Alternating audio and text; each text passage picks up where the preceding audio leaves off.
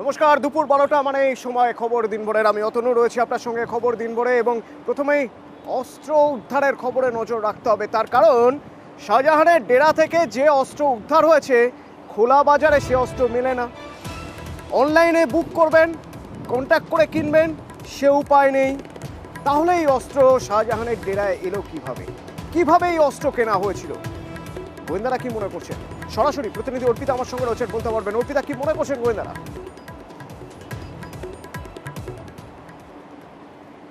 দেখো, সিবিআইয়ের হাতে চাঞ্চল্যকর তথ্য।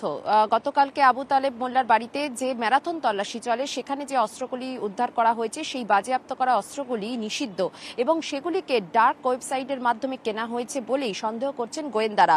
শাহজাহান তিনি জাল যে সমস্ত নথি, সেই জাল বিভিন্ন জনের নথি দিয়ে এই সমস্ত অস্ত্র কিনেছিল। তার মধ্যে একাংশ লোকানো ছিল এই আবু তালেবের বাড়িতে, তেমনটাই সিবিআই এর দাবি। এবং এই মোট বাজেয়াপ্ত হওয়া এখনো পর্যন্ত যে 7টি বন্দুক এবং রিভলভার এবং পিস্তল উদ্ধার হয়েছে, এবং তার পাশাপাশি যে 348টি যে গুলি বা কার্তুজ উদ্ধার হয়েছে, তার বাজারের আনুমানিক মূল্য হলো 50 লক্ষ টাকা। এবং এক একটি যে রিভলভার বা যে পিস্তল, তার আনুমানিক মূল্য হলো 3 থেকে 3.5 লক্ষ টাকা, কোনোটা তারও বেশি।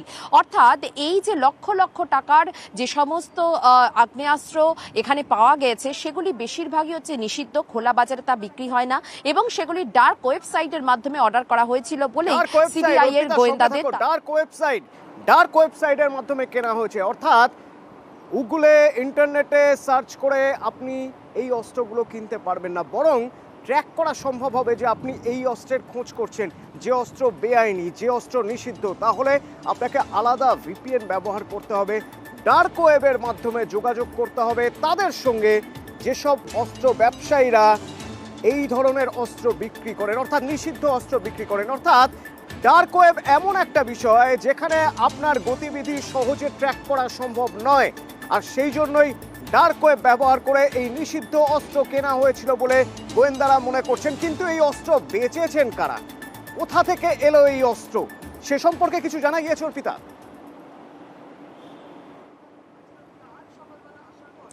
দেখো, বিদেশি যে সমস্ত অস্ত্রগুলি বাজেয়াপ্ত করা হয়েছে, তার মধ্যে 3টি বিদেশি অস্ত্র রয়েছে, এবং সেই আগ্নেয়াস্ত্রগুলি মূলত কিন্তু ইউএসএ তে তৈরি হয়েছে, এমনটাই সিবিআই সূত্র থেকে খবর।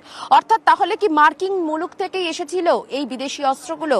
এবং তার পাশাপাশি বেশ কিছু কিন্তু রিভলভার রয়েছে, পিস্তল রয়েছে, এবং পুলিশের নামেও, মানে পুলিশের পিস্তল রয়েছে। সেইখানটাই কিন্তু প্রশ্নটা ভাবাচ্ছিল যে তাহলে কি পুলিশের সঙ্গে এখানে কোনো যোগসাজশ রয়েছে, বা কোনো জায়গা থেকে ছিনতাই করে আনা হয়েছে?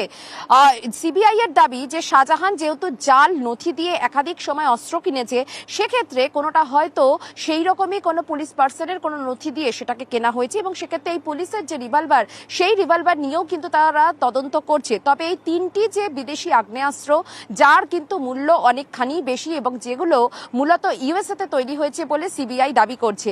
এই যে 7টি আমেরিকায় তৈরি, manufactured by US, United States of America, সেখানে এইগুলো অস্ত্রগুলো তৈরি হয়েছিল।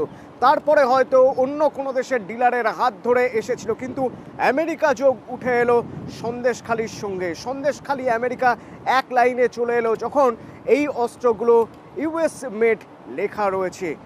ডার্ক ওয়েবের মাধ্যমে অস্ত্র ব্যবসায়ীর সঙ্গে যোগাযোগ হয়েছিল, গোয়েন্দারা মনে করছেন, কারণ খোলা বাজারে অস্ত্র মিলে না।